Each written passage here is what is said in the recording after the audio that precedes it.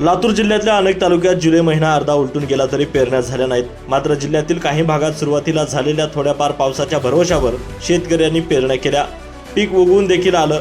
जमिनीत असलेल्या ओलाव्यामुळे पिकाची वाढ देखील झाली। मात्र नंतर रिमझिम पावसाने देखील पाठ फिरवली आणि ऊन तापू लागलं। त्यामुळे जमिनीत निर्माण झालेली थोडीफार ओल देखील नाहीशी झाली असून मातीचा धुराळा झालाय आणि शेतकरी पुन्हा एकदा आसमानी संकटात सापडलाय। आणि याचाच आढावा घेतलाय आमचे प्रतिनिधी नितीन बनसोडे यांनी।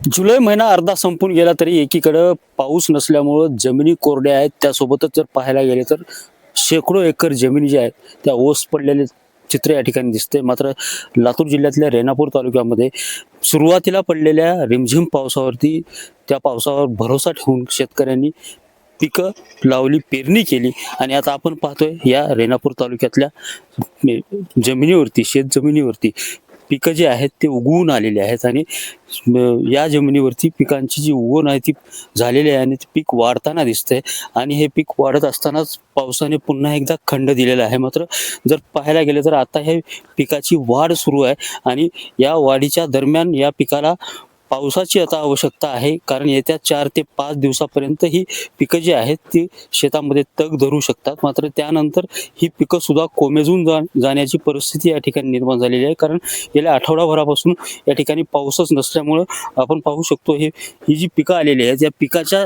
बाजूची जर माती पाहायला गेली तर ह्या मातीचा पूर्णपणे धुराळा झालेला आपल्याला पाहायला मिळतो। याचाच अर्थ की या पिकाला सध्या पाण्याची आवश्यकता आहे, मात्र या मातीमध्ये पूर्णपणे या मातीचा धुराळा झाला आहे।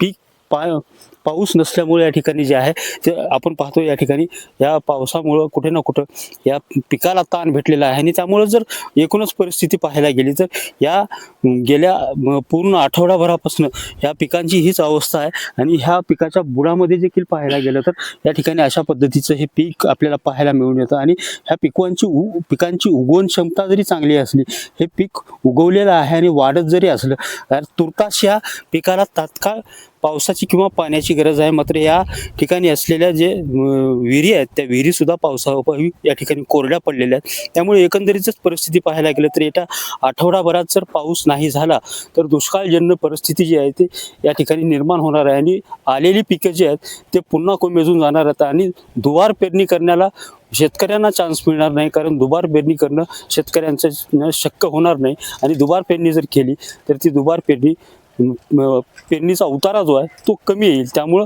कुठं ना कुठं शेतकरी पुन्हा एकदा अडचणीत सापडण्याची चिन्हे या ठिकाणी निर्माण झाली आहेत। कॅमेरामन सुनील गवळीसह नितीन बनसोडे, एकमत डिजिटल।